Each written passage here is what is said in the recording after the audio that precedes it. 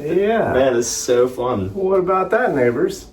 We're visiting here with Jonah, and he is playing with the Kruger Brothers and just got back from a cool tour in Switzerland. Yes. And yeah, we just wanted to feature him here on the channel and let y'all know about him in case you didn't. Obviously a fantastic mandolin player and just so creative and diverse with his approaches to the music. And yeah, so where are you from, man? I'm from Wilkesboro. Born and raised. Yeah, that's right. Never left. Yeah. Yet.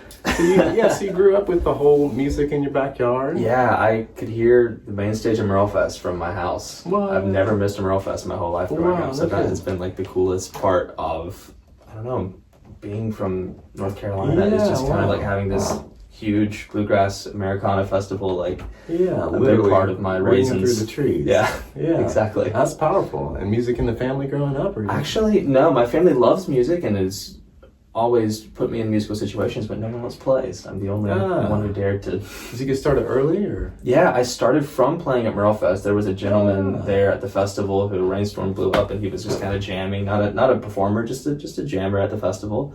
And I was 6 years old. I walked up to him, and I was just fascinated by the mandolin. I don't know, it was like kind of a moment of recognition, I think.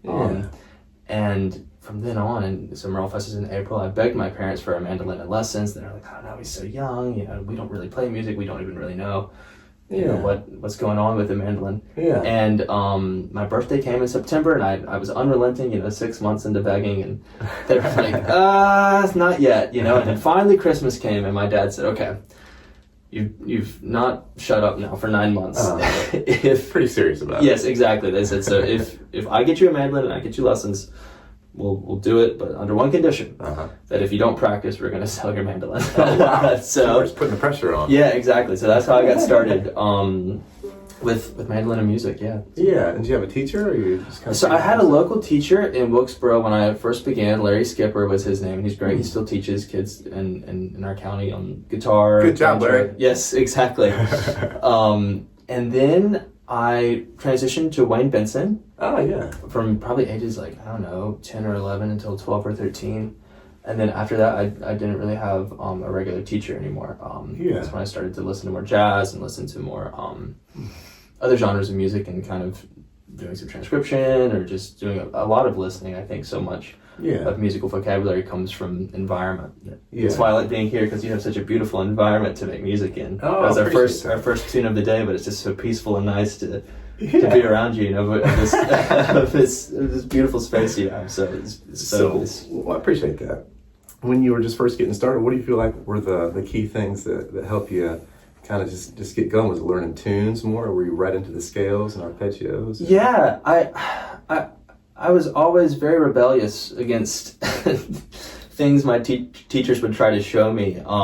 Fairly normal, maybe. Yeah, I think so. Yeah, I love to play, but a lot of times I didn't like to practice. And there is a big difference, and I think there are a lot of people who. And of course, you have to have a balance of practicing and the more exploratory side, what I would call playing.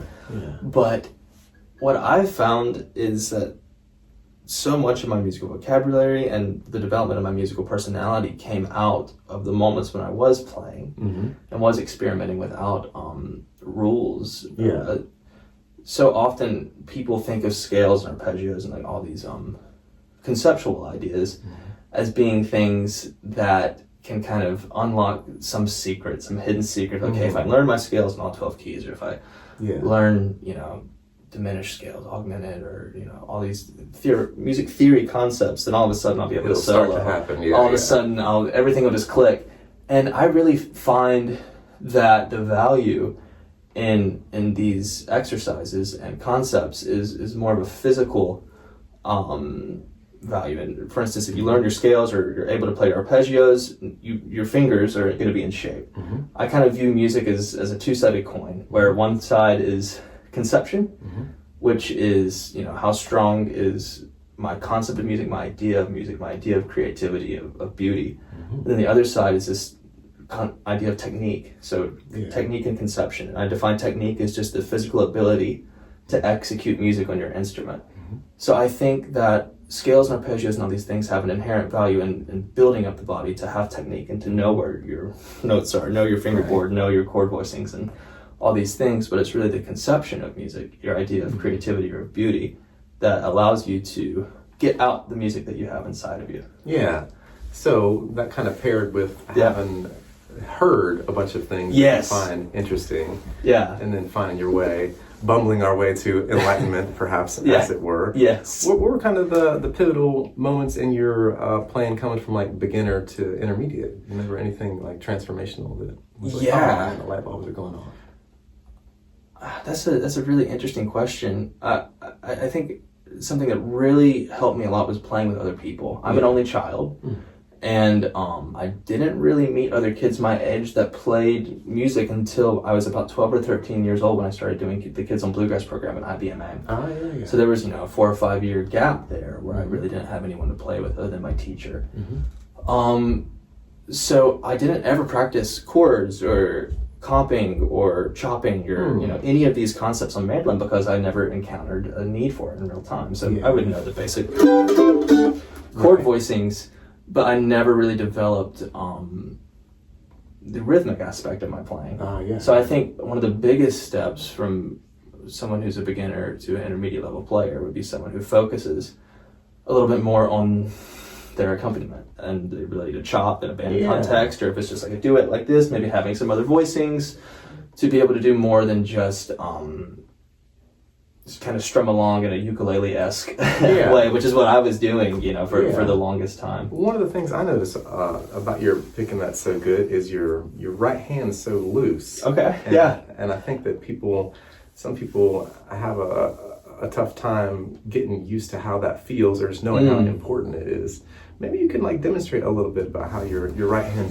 So right hand technique, I think is a pretty individual thing. Every body is different. Every physiologically speaking, I kind of have two ways that I attack right hand playing. For I would say 90% of the things I play it right behind the bridge, and of course alternate picking.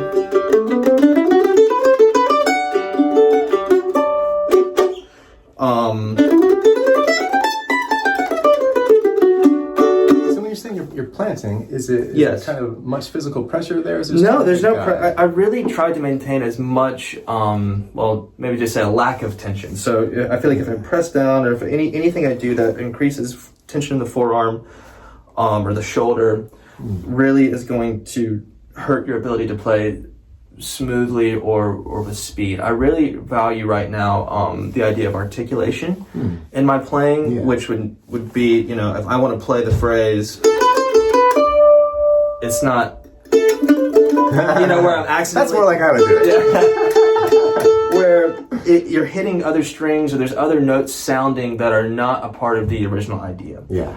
Everything is valid as long as it's what you meant to do. There you go. That's a good pithy piece of wisdom. Yeah. So I try with my right hand technique to make sure more than anything it's articulate and precise, which is really a discipline of being efficient with your motion, so that you're not playing too far past the string on your upstroke or your downstroke where you're hitting anything else. So like I said, my baseline technique for right hand playing is just a resting, I wouldn't even call it a planting, just a resting of the hand behind the bridge that can move a little bit as it needs to on the platform of the strings here, depending on where I'm playing, whether it's on the E string or G string is the two extremes. Now, if I'm playing things that are really fast, and this is I've just picked up the mandolin for the first time today, so no promises, but I will kind of shift to playing a little bit more from the forearm with never a locked wrist. I don't think at any point when we play music anything should be locked or tight. I really strive to the extent that it's possible to maintain a loose body. Because the more tension we have, that's probably going to come out in the music, which probably isn't necessarily a good thing if it's physical, and it can lead to performance injuries. And that's another thing, maybe an intermediate to advanced step, just something to think about, is you can really hurt yourself playing music, whether that be a forearm injury or left hand technique, you know, you can develop tendonitis in your wrist, and there's all sorts of things, or carpal tunnel, excuse me. Probably a lot comes from too much tension. Yes, exactly. A lot of this is because of tension. So, you know, focusing on breathing, and, you know, I'm doing a bad job right now, but posture and like all these, you know, just the idea of mindfulness, right? And making sure that there's a certain level of intuition with technique, I think. I don't think the second you start to overthink technique, it can get you into trouble. But anyway, back to this idea of this forearm thing for speed playing, but like... Now, what was that? Like, technically, what just happened there? I think a lot of people like this. I don't even... Well, it sounded like a pentatonic idea. Which was just the most basic thing that could come to mind to demonstrate the right hand technique. But yeah, it's just, you know, of course, knowing your pentatonic scales are extremely powerful, right?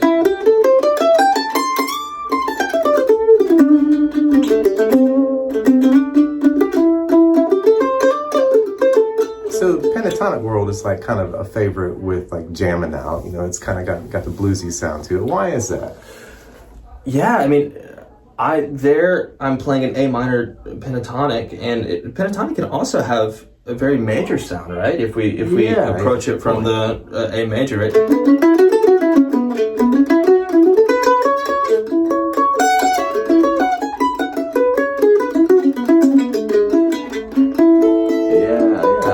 So just for the folks that aren't familiar with like what's going on with the pentatonic world, penta obviously is 5, and then so what are we leaving out in there? So I guess I wasn't ready for the theory test today. We go 1, 2, 3. Yeah, 1, 2, 3, 5, 6. So we're leaving out the 4 and the 7. The 7. So 1, 3, 5. 1, 2, 3, 5, 6, 6, 1, and 1, and that can be with the minor or the major. Exactly. And I think some people kind of get hit to the pentatonic thing, and that'll give them a lot of charge in their battery with jamming for a long time. I've had an interesting relationship with the pentatonic scale, and I don't know how nerdy we want to get. I don't know how long form this is, but you know, I used to really see these guitar players, especially, you know, would kind of learn boxes or learn shapes and kind of shape-based playing. Yeah. And as someone who loves jazz, and as someone who tries to be an improviser, I define improvisation as spontaneous composition. And that's something that came from a teacher I had when I was in music school for bass later in life. But if someone is playing based on a shape or based on a scale, that kind of gets rid of the spontaneous component of improvisation, because that is a predetermined thing. So okay, I'm gonna play this. You know, well, that's the minor, but so if you just kind of play based on a shape and it's mindless, then I think it loses an aspect of personality or something that can come out of music. Yeah. So I used to kind of not like the pentatonic scale and be like, you know, that's not really hip. It's just someone who doesn't really know what else to do, so it's a crutch. Yeah. And then I realized how wrong I was, because I listened to someone like Wayne Shorter, who is probably my favorite musician right now. He's a jazz saxophonist, if you're not familiar. He just passed away a couple of years ago. But he plays these unbelievable solos that are so insightful and so deep in the human experience. And so much of his content, I would dare say 50% of his content is based on the pentatonic scale. And then I started to realize so much of improvisation, so much of music is about your intention behind it. Yeah. And that can create an atmosphere, and that can create a world. So, and learning how to maybe superimpose the pentatonic scale from one chord or key, whether that be major or minor, into a different chord or key. What does that mean, to superimpose? We're learning. Yeah, exactly. It's just, well, that would just be like if we're in A, and then I play the E major pentatonic, which is a different, I'm having to remember from what we just learned. So, of course, most people would say, well, E major doesn't is different than A major, so it doesn't go together. Well, superimposition is just taking another scale, another concept, and just kind of forcing it over another musical situation. Yeah, could we demonstrate that in Yeah. a kind of like elementary kind of way? What if we tried to do something like some kind of bluegrass standard, like Sitting on Top of the World with some of that superimposition? Would that work? Is there a better one? Well, no, I think that could work. It's a challenge almost to do it. One of the hardest things about playing bluegrass for me is the chords change pretty fast, and there's an expectation for mandolin players. This is a bad habit I had when I was younger that I'm still trying to break out of. The mandolin's primary role in bluegrass, in a band context, is to be a timekeeper, right? We're almost like a snare drum. So if you're playing with a band and you're a good timekeeper, people can begin to rely on you. Yeah. As to fill that role. And then when you start to solo, and your timekeeping is now absent, some people don't develop an independent sense of time on their own. And then all of a sudden, the time starts to get loose, and to make up for that, you play a very 16th note oriented thing on mandolin to kind of give the time back. Yeah. So for the longest time with bluegrass soloing, I felt this pressure just to always be playing bada bada bada bada bada bada bada bada bada, so that I was still giving the time feel to the band. And then I realized, the music sounds fine without me. That's something that I said when I was a graduate assistant teaching a jazz combo. This is a story I always like to tell. There were a couple players in there who were kind of overplaying and like doing all this stuff, which of course I'm chief of sinners there. But I said, okay, let's just do something for a second. And let's just say, for instance, it was a horn player. And I said, just don't play. And listen to the band. Play. Just, no one's soloing, just, it sounds great. Yeah. It sounds just fine without you. So that's a very liberating thought, and also a very humbling thought, meaning that you don't have to contribute very much at all to be impactful. Yeah. But you're also not necessary either. So to get back to the example of superimposition on Sitting on Top of the World, we can try it. It's not, that's going to be an interesting thing for me to do.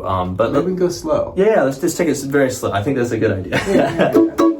So I'm sitting on the top of the world.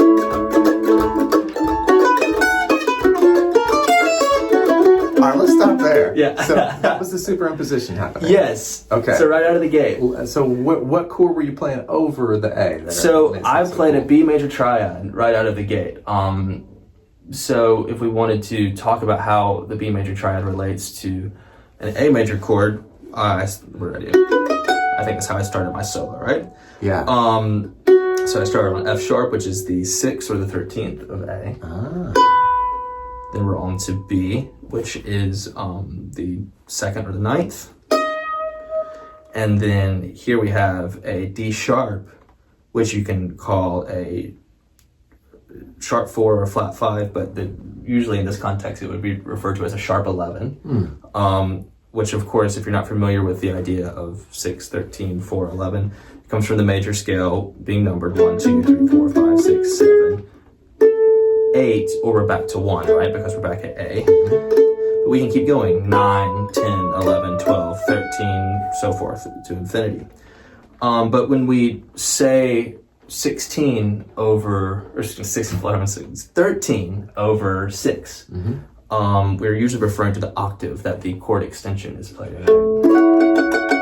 Versus is a different sound, right? And of course, the higher the number gets, it also can refer to more extensions underneath it in what's called the tertian stack. But that's a different that's a different conversation. So what did I play? So I would really kind of call it an A sharp 11 sound.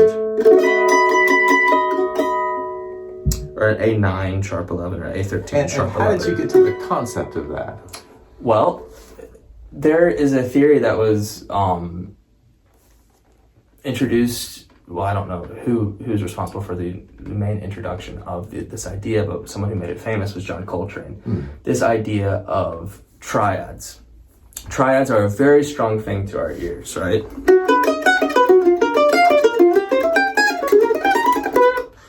And if we play a triad over an existing triad. So you were playing an A voice like this.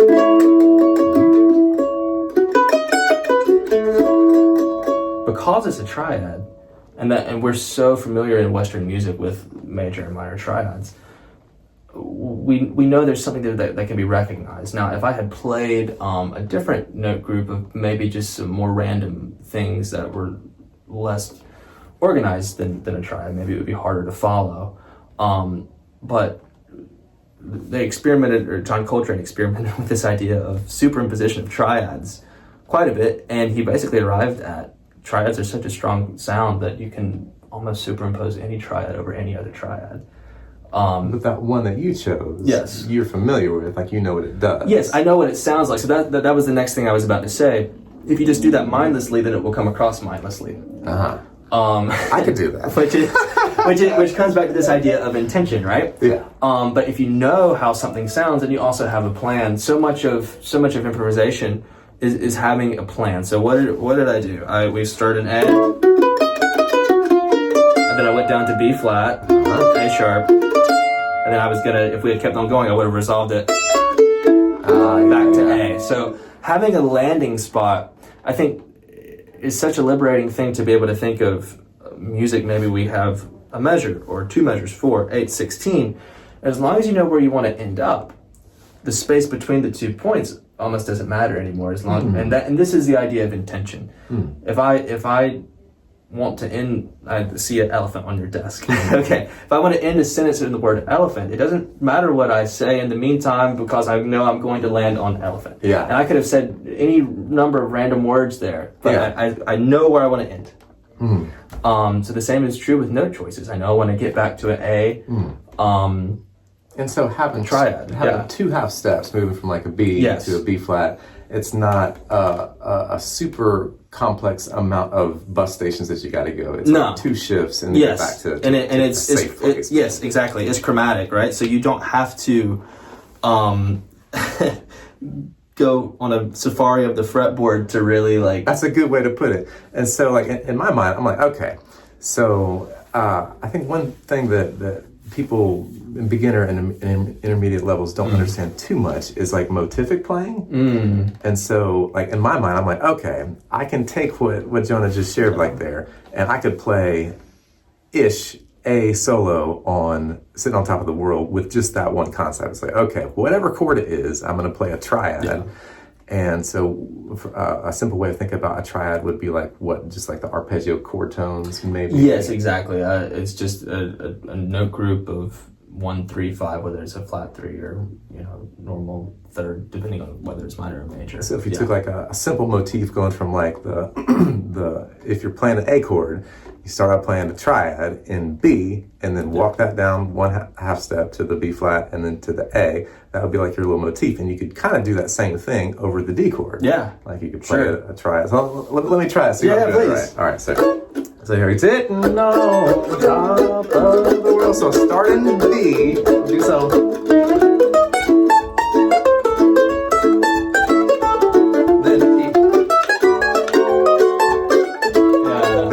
Yeah, exactly. We're getting jazzy here today. Yes. I didn't know it was going to happen. So we're learning stuff. And so it's a simple, a couple little moves there that you're turning into a repetitive motif. Yes. Which qualifies as subjectively decent creativity and improvising. Yeah, absolutely. Because you have, and this is where rhythms are also super important. Like rhythms are the package that you use to deliver your note ideas, right? Yeah. So you can have a rhythmic motif as well, right? Yeah. That's syncopated. Yeah, exactly. And so you got to kind of have a lot of that on your hard drive, those kind of rhythms, which you can, I mean, like they come from many different instruments, but that's a little bit of an outside concept for people who are in bluegrass, but a really powerful one to connect with. And just that one right there, not too like unapproachable, do-da-da-da, do-da-da-da, do-da-da-da. And you could do that even over just like a major arpeggio, of course. Yeah. You wouldn't have to do it with a superimposition. Right. You could go like, sitting on top of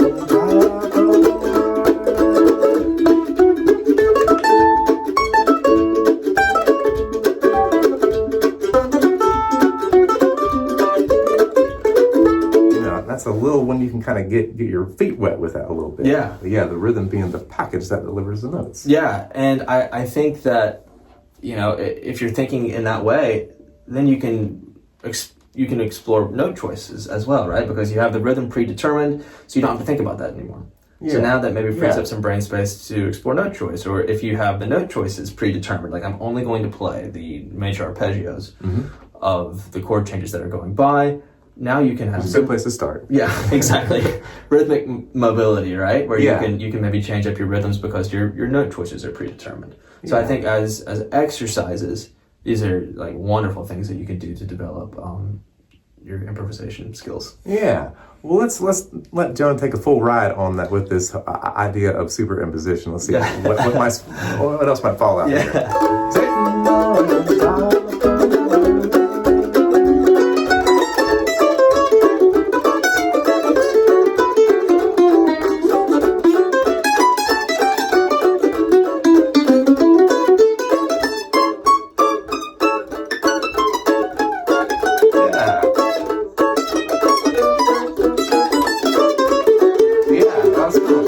Dissect that just a little bit. So we got up here to like the high, like nice arpeggio note, and then there was some really cool slippery stuff that you got coming down. Yeah. What's going on there? Well, I don't even remember. Let's see. Yeah. So kind of a Peter Rowan-esque, like, it's kind of yodel line, the Jimmy Rogers thing. Yeah, exactly. But again, with that nice swing in there. And so this could be a cool place for some of y'all to start to feel into the idea. It's a very advanced concept, but you can kind of get your feet wet, just as simple as we were doing there, starting, with the idea of starting on. Now, would you call that like it would be like it was a 2, and then like starting with the B major, and then coming down 1/2 step. Yeah. And again, that's about having a target space. So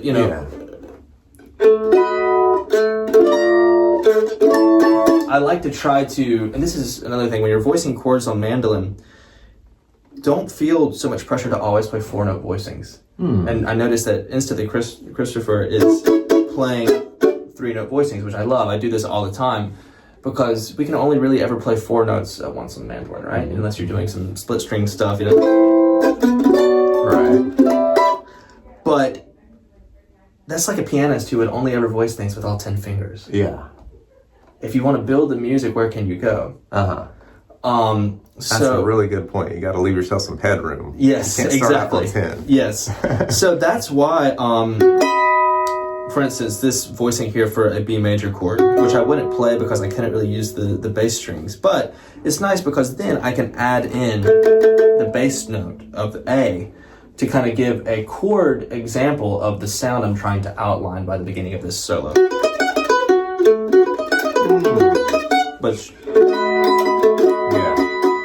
And I always like to say the lowest note rules the harmony. The lowest note is how our ears perceive the tonal center. That's where we know where we're at. Yes, exactly. So it's a very grounding thing. So that's why it's nice to kind of have... I had a little operator error with the camera there and had to delete some stuff. And so we're going to make a little segue here into talking about Jonah's amazing band that he plays in, Kruger Brothers. And so they're local folks to Wilkesboro. So I probably grew up with them kind of in the backyard also. Yeah, it's so interesting. Like I said, no one in my family plays music, but they consume music. And the Kruger Brothers, strangely enough, or maybe not, were one of the bands that we listened to in the car. We always had their CDs, always had their music lying around. Wow. So I first met Jens and Uwe when I was 9 years old at this concert series that we do in Todd, North Carolina. I forget what the name of the series was, but after the concert, I was there with my little mandolin case, and Jens saw me, and he's like, let's play a song. We played a song, and I actually have a picture from that day. It's so cool, where we met, and we kind of fell out of contact for several years. Of course, I would go to their shows and events and listen to them play, but we were never personal friends. Yeah. And they were always such an active part of the Wilkesboro music scene. They had a festival for many years, Carolina in the fall, and of course they're almost a host band in a way of Merle Fest because they've just been, they've played it every year since 1997, which is really cool. So about 2023, Joel, their bassist, was considering retirement. They've been together now, I think, 37 years, Wow. which is an unbelievable amount of time to have the same band together Yeah, as a yeah. trio, and no member changes, no new additions. Yeah. You know, they would do some special projects and stuff, but really it's always just kind of in this core group of Jens and Uwe Kruger and Joel Landsberg on the bass. But Joel was considering retirement, and at the time he had some health things going on that now are better, thankfully. And they said, Jonah, would you like to audition on bass? Because I got my master's degree on bass, jazz bass. Where'd you go to school? So for my undergrad degree, I went to App State, marketing sales. And then for my graduate degree, yeah, exactly, I got a scholarship to go to Liberty University in Lynchburg, Virginia. Cool. So I was able to be a graduate assistant and help cover my education there. So it was, on the big old bass. Exactly. Yeah, well, bow and everything. Well, no. So I did upright as a component of it, but I would say probably 70% of it was electric because it was jazz oriented. So I didn't have to do as much classical rap. I had to do one classical piece on my recital, but they even let me do that on electric, which was cool. Nice. Kind of like Jaco Pastorius did a few Bach pieces on bass at one point. So I kind of took a page out of his book, which is always a good idea on any instrument. And so you joined on bass, your audition? Well, I auditioned on bass and I got the gig. And then Joel decided not to retire. So I was, I thought I had a gig, and then now I had a gig, but they said, we like playing music with you enough. Would you want to play some mandolin with us? And we started off by doing a tribute concert. We did a series of 2 concerts for Doc Watson's 100th birthday. So the first one was in Raleigh in March or something in 2023, and I played mandolin with them. It was just so much fun. And there was Jody Call, the drummer, and Josh Goforth came and played fiddle, and it was killing, and everybody sounded so good. And then we did the same thing again at IBMA, and this time it was with Jerry Douglas. And we also did it at Merlefest with Jerry as well. So I got to do 2 concerts with Jerry. It's the first time I'd ever played or been around him. So I was just like on cloud 9 because Jerry's like the guy. He's so much fun. Yeah, and he's so fun and so nice and just like the coolest hang. Yeah. And after that, they kept on booking me for more and more things, and then it turned into the kind of thing where last year they said, let's just bring you on full time. Wow. So now it was very organic. Neither one of us expected it because, like I said, for 36 years, they were just a trio. Yeah. So what were some of the biggest challenges, like kind of, because that's not easy music to play, at least from my perspective. You know, so the biggest challenge, and this, it sounds like a tall tale, but it really is true. I was never given a piece of music. I was never given a chord chart. I was never given anything. Wow. Still to this day. So they would call me to play a gig, and it would just be like if I called you to play a gig this week and say, okay, we're playing my original tunes, and I'll see you at 7. and you show up, and then we just start playing. Wow. And you have no idea what the chord changes are. You have no They didn't send it to you? Nothing. Oh, wow. They didn't send you the music? No. Wow. It doesn't exist. So they memorize everything, you know? Wow. So, of course, Jens is an unbelievable classical composer, so there's orchestrations for all these things, but it's just conductor scores. Okay. So, I mean, you have to be... And even then, there's not a mandolin part in the idea of, okay, when am I playing rhythm, when am I soloing, when am I playing melody? So, talk about intuition and having to have good musical senses. The way I like to describe it is I learned their music on stage. Wow, yeah. And to go back to Wayne Shorter, he has an unbelievable quote, which I think is so beautiful. He says, how can you prepare for the unknown? And it was very much that spirit that Jens, who's kind of the leader of the Kruger Brothers band, used with kind of showing me their music. And I know he did it with a very intentional lesson in mind. I call him my guru. He's just a brilliant, wonderful man. Yeah. And we had some standards that we would do that I would, know a little bit how they went, and that's why we started with kind of these 2 Doc Watson programs, right? So I was playing music that I had grown up listening to at Merlefest and stuff. And for those shows, we did have a set list at least, you know, and keys, right? So it's okay, I can go learn Blue Ridge Mountain Blues and F. Yeah. But with some of his classical compositions and or original songs that Uwe has written that have these complex arrangements and stuff, it was really this idea of just repetition. And they have rehearsals during the week, but when the Krugers have a rehearsal, it's a little bit different from maybe what you would expect a rehearsal to look like. Okay, you guys, we're gonna do this chorus now. And okay, you're gonna sing and we'll work it out.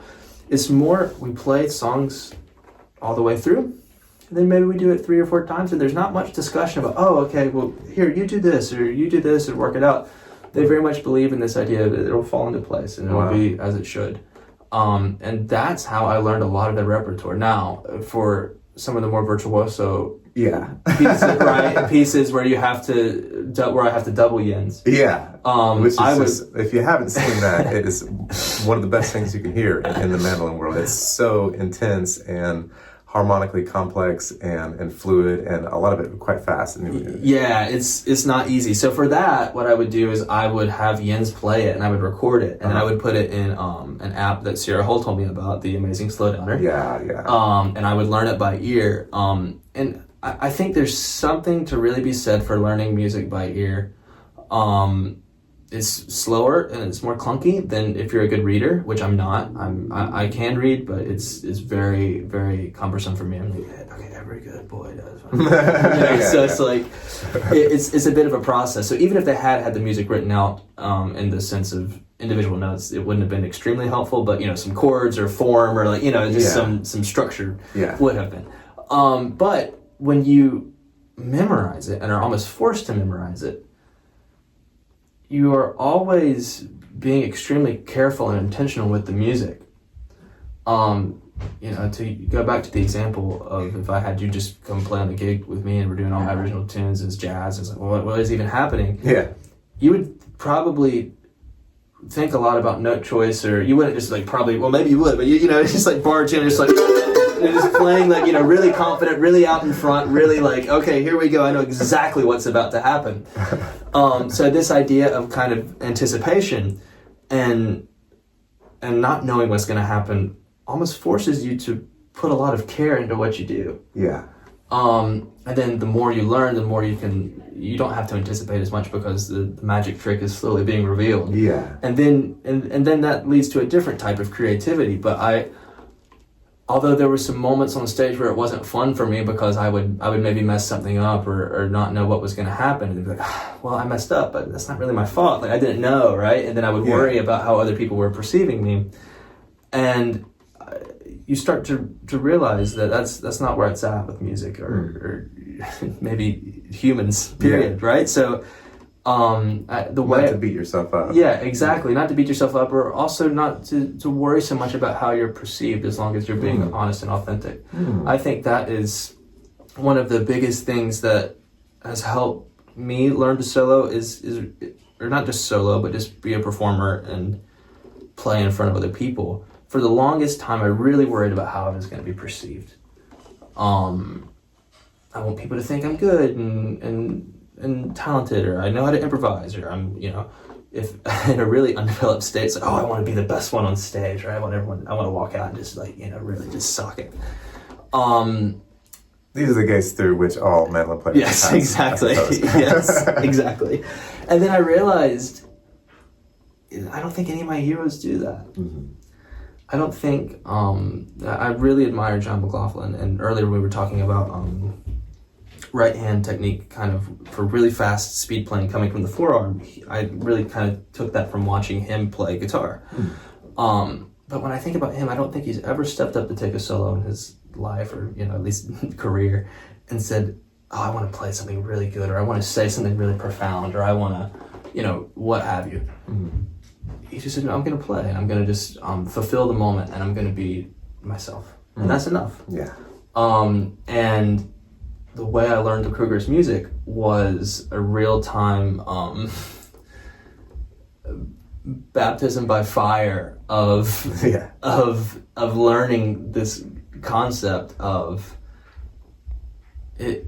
You don't need to worry so much about how you're perceived as long as you're putting care and intention and the right things at the heart of your music. That sounds very liberating. Yes, and it is, because then it's like, okay, well, the only mistake I can have is a character mistake or an ego mistake, and of course I have those constantly, probably even right now. But like, at least recognizing that and trying to minimize it, I think creates a different atmosphere in your music, and that's something that I admire so much about the Krugers, and I think it's what drew people like my family who aren't musicians, but they're listening to banjo virtuoso music, if there's such a thing, right?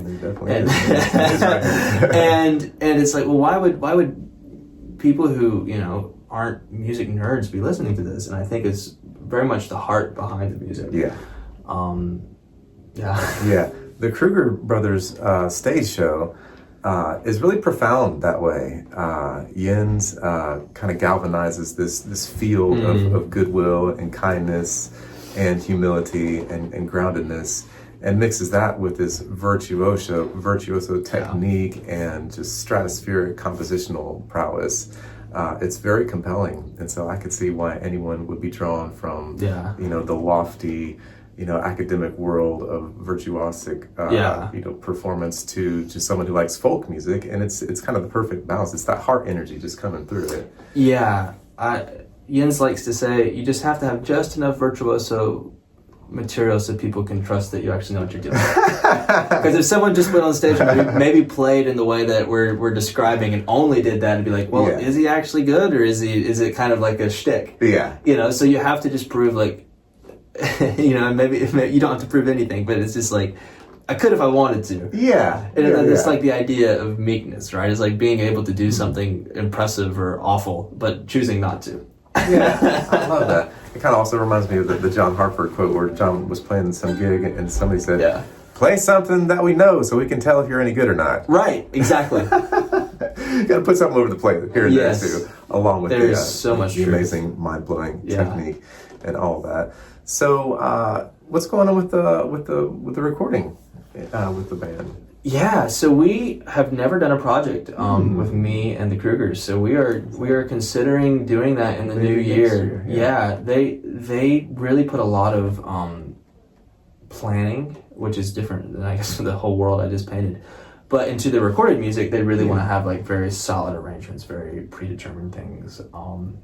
So I think in the new year, we're hoping to maybe do a project. We also, Jens has a new complete orchestral work premiering in the spring. Wow. So I think kind of the next few months with the Symphony of the Mountains in Asheville. And it's going to be really exciting. I don't know when the actual date of that premiere is, but it'll be on their website. So that, I think the next few months of us is going to be like learning this new orchestral work. Have you heard some of it? I've not. I've heard like a 30-second excerpt of one piece, and that's it, you know, but we're talking a whole, you know, 60 to 80 minute work of music. Whoa. So, and again, because of how the Krugers learn music, right? This is going to be a memorization task. It's not going to be okay, well, I can, you know, read this. Are you guys still recording? We're almost done now. I told John I was going to be a little late. Okay. Yeah, thank you. So we'll want to be checking that out. That's going to be amazing. Do you give lessons? I do give lessons. I'm newer to it. I only have like 2 students right now, but I would like to get into it more. I do it virtually, or if you're, you know, kind of in the Wilkesboro area. How can people get a hold of you? Yeah, so I have a website, jonahhortonmusic.com, and you can use the contact page there. I also use Instagram, so that's also Jonah Horton Music. I'm not on there as much these days, but I check it once every couple days or so. So well, you're a wonderful teacher, and you have so much perspective from the folk and the academic side of things, and you deliver things in ways that make sense. Okay, well, that's even good. to a bluegrasser. So I'd encourage y'all, you know, if you want to kind of go deeper into the language and composition that's outside of what you might find usually on this channel, that Jonah would be someone wonderful to connect with. Thank you. Can we finish her out with playing what should we do? A blues or a breakdown? Or I don't know. I don't know. Gosh, it's early in the morning. I don't know. What are you feeling? What's the? How about a little bluegrass breakdown? Yeah. He can play fast. Yeah. Go good for that.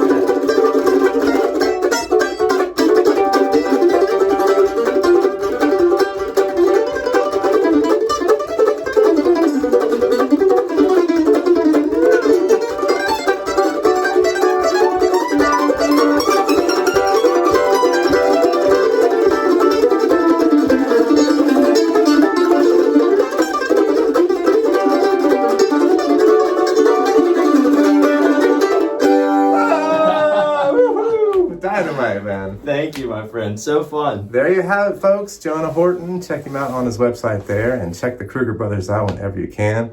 And we look forward to visiting down the road for too long. Sounds good. Let's do it again. Thank you very much, buddy. Of course. Woohoo! Yeah. Oh, yeah. And Cheers. if you like the content, please like the video and subscribe. Yes. Think about becoming a Patreon supporter at patreon.com/Million-Music. And we look forward to catching you a little down the road. Adios, neighbors. Awesome. Woohoo! Thank Hey. you. Bye-bye. Yeah.